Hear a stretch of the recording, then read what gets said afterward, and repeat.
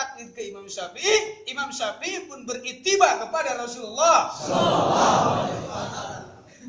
Apakah keilmuan Imam Syafi'i masih diragukan? Wah, kredibilitas, kehebatan Imam Syafi'i sudah diakui dunia. Imamud dunia, ulama sedunia, pemimpin ulama dunia adalah Imam Syafi'i.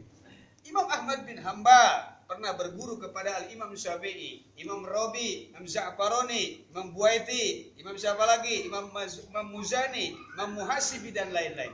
Dan pernah ditanya, adakah satu hadis yang tertinggal tidak dihafal oleh Imam Syafi'i? Jawab Imam Ibnu Huzaimah, tidak ada satu hadis pun yang ditinggalkan oleh Al-Imam Syafi'i. Luar biasa. Kita hadis arba'in kagak hafal-hafal. Hafal satu, matanya ingat, sanadnya hilang. Sanadnya ingat, matanya hilang. Matanya ingat, sanadnya hilang. Thalabul ilmi faridatun ala kulli syai'in qadir. Sudah tahu. Imam Syafi'i dilawan. Muridnya saja Ahmad bin Hanbal 1 juta hadis dia hafal. Imam Bukhari 600.000 hadis. 300.000 hadis dan semua keseluruhan. Dan hadis yang dibukukan dalam Al-Musnad Ahmad bin Hanbal hanya 22.000 saja. Bukhari 9.000 sekian, Muslim 6.000 sekian, Tirmidzi, Abi Daud semua 2.000 dan 1.000. Total keseluruhan hadis di zaman sekarang cuma sebatas 45.000. Ketika untuk zaman sekarang tidak ada yang namanya muhaddis. Yang ada muhaddas, tukang BAB berarti.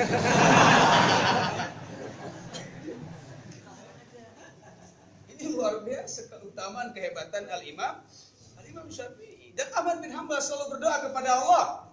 Aku berdoa kepada Allah Subhanahu wa taala di setiap sujudku, di setiap sholatku aku berdoa kepada Imam Syafi'i. Berapa tahun Ahmad bin Hanbal? 40 tahun. Kenapa berdoanya cuma 40 tahun? Ya usianya sampai situ. Allahumma gfir li walidayya wali Muhammad Idris bin Asy-Syafi'i. Imam Ahmad bin Hanbal selalu mendoakan gurunya. Orang sekarang zaman now la ilaha illallah. Mencaci, mencibir Imam Syafi'i. Woi, lu siapa, bro? Ahmad bin Hanbal saja menyanjung Imam Syafi'i dalam sholatnya. Ini saya tidak mengikuti hadis sunnah dan lain. Yang jelas saya mendoakan guru. Imam Ahmad bin Hanbal berani keluar dari sunnah, mengatakan bahwa mengagungkan Imam Syafi'i dalam sholatnya. Selalu mendoakan. Di mana? Di ketika sujud. Maka di ketika sujud, mahalus sujud. Beres kita sujud, baca Subhana Rabbil A'la, tambahin banyakin doa. Panjangin doa di sana. Syekhuna selalu mengatakan, Allahumma gfir, ya, Allahumma barik li fil maut, wa fi ma ba'dal maut. Baca tuh 3 kali. Kalau dia maksimal sampai 25 kali kapan? Ketika sujud. Makanya kita kalau berjamaah ada imam sujudnya lama, berarti lagi baca kayak gitu tuh. Tapi dengan catatan di depan mimbar itu tidak ada pohon duren yang durennya jatuh. Kalau memang imam sujud kelamaan di depan ada pohon duren terus duren jatuh, dikhawatirkan imam nyeplos lewat jendela.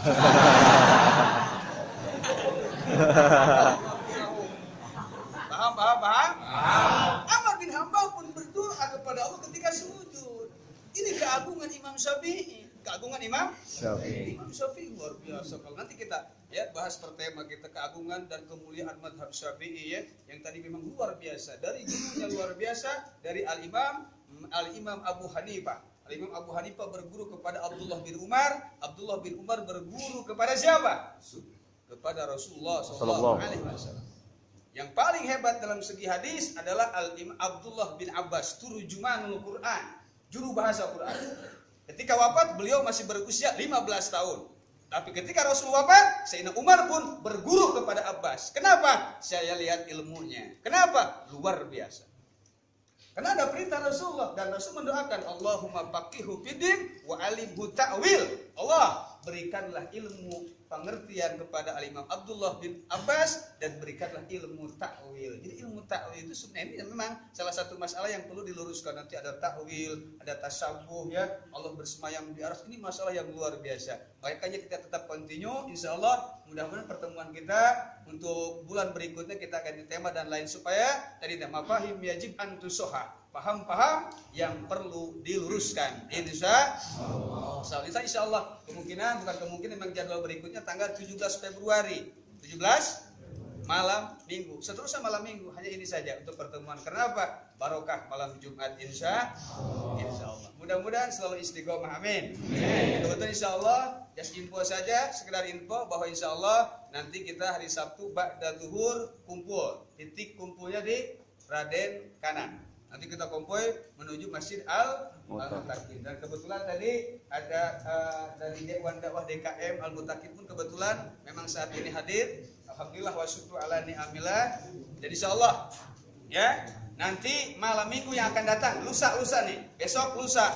Malam minggu besok berarti jatuhnya minggu kedua.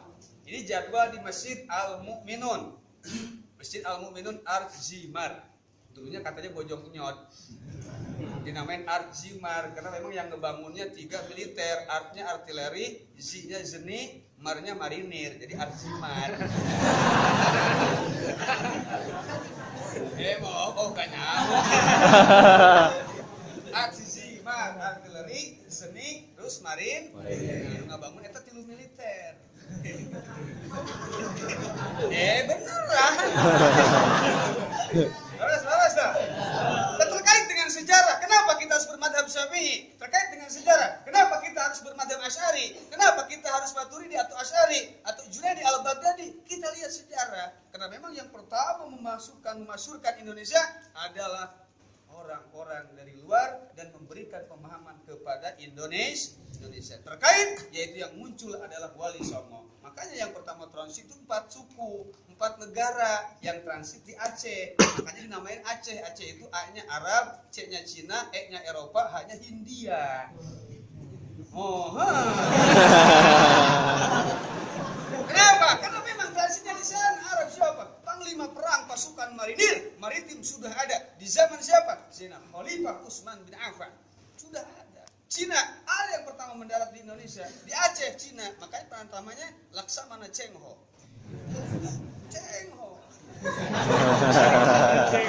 Laksamana Cheng. Dari Eropa, Prancis pernah mendarat satu laksamana bernama Napoleon Bonaparte. Wah, itu mau obat sakit kepala, itu mau bodek porte. Ini Napoleon Bonaparte. Beda tipis lah. Hanya Hindia. Nah, ini Hindia itu adalah India Selatan. Karena pengarang Fathul Mu'in Syekh Abdul Aziz Al-Malibari. Bukan sama Bari nih. Abdul Aziznya Al-Malibari. Malibari itu di India Selatan. Sebelah mana India Selatan? Ya sebelah penuhnya Babakan.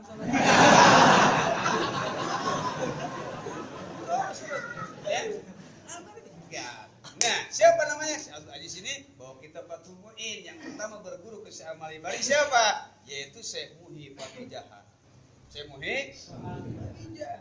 Ini luar biasa. Makanya mereka, katanya ternyata Indonesia ini tidak bisa diislamkan dan tidak bisa dimajukan terkecuali harus orang Islamnya sendiri, orang Indonesia. Maka di situ tergugahlah seorang ulama besar yang bernama Syekh Hasanuddin dari Kerawang. Kemudian beliau menuntut ilmu di Mekah dan Madinah. Mekah, Madinah, mereka terkenal dengan julukan Ummul Qura. Maka Syekh Hasanuddin begitu beres berguru di Mekah dan Madinah, pulang ke Kerawang, beliau dijuluki dengan Syekh apa nih gitu. Tungtung nawe doang gitu. Alhamdulillah. Benar di situ kalian beliau punya murid perempuan. Makanya kalau kita ada santri perempuan nggak masalah, memang sudah ada dari dulunya. Alhamdulillah. Punya murid perempuan. Siapa namanya? Nyai Subang Larang. Cantik, cakep. Cakep itu cantik, bukan jauh kepok nih. Cakep jauh kepok. Cantik. Suaranya merdu. Indah luar biasa. Nah kebetulan saat itu memang ada raja Hindu yang kerajaannya meliputi dari Banten sampai Kerawang. Siapa namanya? Paman Nahrasa. Nah Paman Nahrasa ini kemudian sedang berburu, kemudian sedang hunting nih, bukan hangout, sedang hunting. Nah ini berburu kemana nih? Ke Kerawang. Ternyata di situ dia mendengar suara yang indah, lantunan Al-Quran. Lantunan kitab suci. Siapa yang baca Quran nih? Akhirnya Raja Paman Nahrasa ini akhirnya falling in love alias jatuh cinta. Wah, ini cewek cakep juga nih, boleh nih. Boleh nggak nih? Siapa gurunya?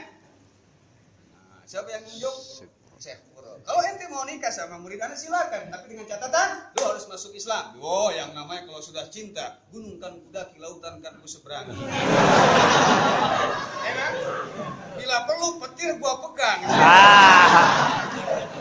Kalau yang sudah namanya cinta, siap, deal, oke, fix, jangan selesai, masuk Islam, menikah dengan Nyai Subang Larang tahun 1622 Hijriah. Beliau dikaruniai anak, dinamakan itu Pangeran Walang Sungsang, Syekh Abdul Iman. Terkait dengan sejarah itu kami musyawarah dengan Syekhuna, kenapa dinamain Walang Sungsang? Oh, katanya beliau itu kalau wirid bawa kakinya di atas, kepalanya di bawah, nyungsang. Makanya dinamakan Walang Sungsang. Namanya Syekh Abdul Iman. Tahun 1626 Hijriah Masehi, kemudian lahir putri keduanya, yaitu namanya Nyai Rara Santang. Beliau kemudian pergi ke Mekah, bertemu dengan seorang laki-laki dari Mesir namanya Syarif Abdullah, maka pulang dari Mekah diganti namanya Syarifah Mudaim. Kemudian nikah dengan Syarif Abdullah, maka dikarunia anak bernama Syarif Hidayatullah. Nah, 1627 maka dikaruniai anak yang ketiga namanya Pangeran Sengarang. Satu riwayat mengatakan Kian Santang. Maka di situ ketika dia seorang ibunya rindu akan anaknya ketika di Garut, makanya Subang Larang pun menengok anaknya cuma nasib meninggal di tengah jalan, maka jalan tersebut diabadikan dinamakan Kampung Subang karena Nyai Subang Larang lahir di sana. Begono. Nyai Subang. Nah, si Abdul Iman ini ya, anak pertamanya daripada sana, minta izin ke bapaknya, Pak, saya pengen dakwah di kampung sana. Di mana? Di satu kampung yang dua etnik yang berbeda, satu Jawa sama Cina.